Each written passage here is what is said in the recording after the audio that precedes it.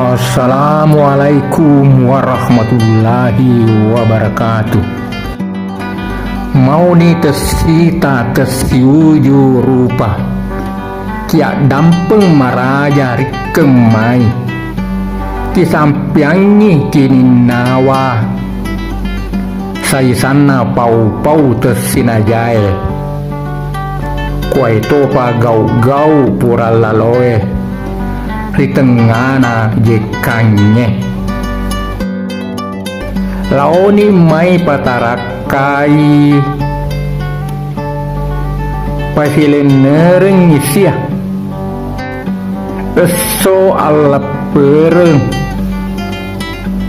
parewe sumange,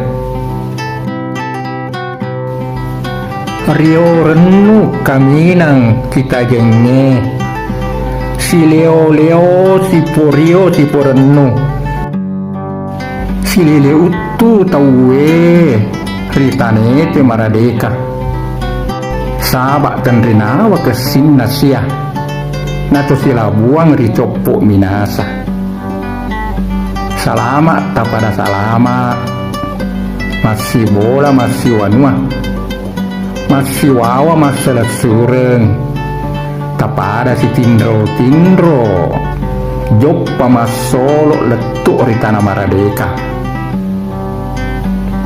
tapada si ating limang si warke jari sare kuamengi to siak dampengang matulu parajo to sising matulu telu, insya Allah.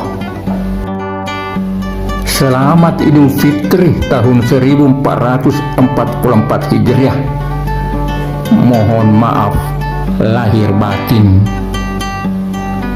Wassalamualaikum warahmatullahi wabarakatuh.